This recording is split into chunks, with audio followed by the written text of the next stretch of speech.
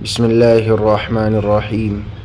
بلخ کا امیر وہ رعایا سے خفا ہو گیا اور اپنے رعایا پر جرمانہ عائد کیا، ہرچانہ جسے کہتے ہیں، کہ اتنا مجھے 1 سال میں پورا کرو ورنہ سب کو قتل کر دوں، جیلوں میں ڈال دوں۔ لوگ بڑے غمگین ہو گئے، پریشان ہوئے، حساب لگایا، کہا یہ تو 10 سال میں بھی پورا نہیں ہوگا، ہم کہاں سے دیں؟ بہت پریشان ہوئے۔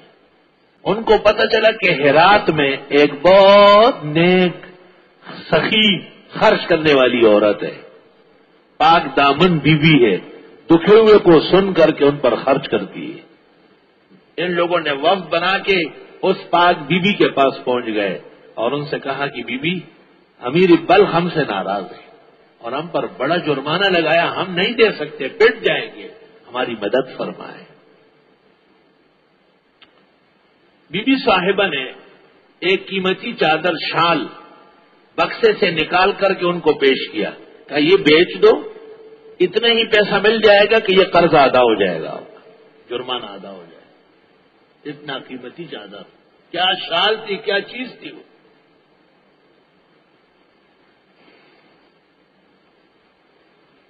لوگ حیران ہو گئے کہ اس کو کہاں بیچے، تو امیر بلخ کے پاس آئے کہ آپ ہم سے ناراض ہیں اور آپ نے ہم پر جرمانہ لگایا، ہم ادا نہیں کر سکتے۔ ہم ہرات گئے، ایک سخی خاتون ہے، اس کی خدمت میں درخواست پیش کی، اس نے یہ شال دیا ہے، لیکن اب اس کا خریدار کہاں ملے گا؟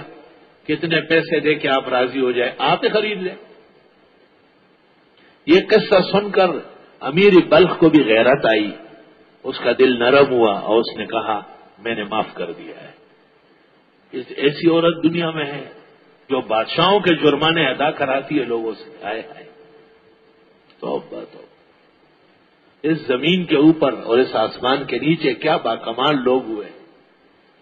امیر بلخ گھبرا گیا کہ میری رعایا میں دنیا میں ایک خاتون اتنی سخی ہے کہ بادشاہ کسی سے ناراض ہو کر جرمانہ لگائے وہ ادا کرتی ہے، میں نے جرمانہ معاف کر دیا، 1 پائی بھی نہیں لوں اور میں شال نہیں لیتا۔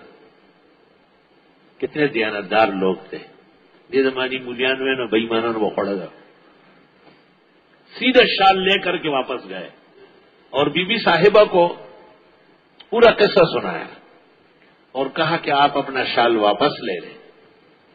بی بی صاحبہ نے کہا کہ میں نے تو نیت کی ہے انفاق کی، خرچ کرنے کی، میں نیت نہیں بدلوں گی۔ تمہاری وہ مشکل حل ہو گئی ہے تو اس کو بیچو، آرام سے بیچو، مسجد اور مدرسے بنواؤ، لیکن گھر سے نکلی ہوئی چیز میں دوبارہ اپنے گھر میں نہیں آنے دوں گی۔ باحیا کتنی ہے، حجاب والی کتنی ہے، سبحان اللہ۔ آج عورتیں کپڑے پہن لیتی ہے، برقع ہو یا نہ ہو، وہ باہر نکلتی ہے کہ لوگ دیکھ لے اس کو، اور کہتے ہیں کہ اگر عورت کو بہترین کپڑے اور زیب و زینت دیا اور لوگوں نے نہیں دیکھا تو اس کو کوئی تسلی ہی نہیں ہے۔ یہ بھی خاتون ہے جو آج قرآن کے تفسیر میں ذکر ہو رہی ہے۔ یہ واقعہ طالب علموں الرحلہ میں ابن بطوطہ نے لکھا ہے، کتاب الرحلہ میں ابن بطوطہ مورخ نے نقل کیا ہے، وہ حیران رہ گیا اس پر۔ جزاک اللہ خیر۔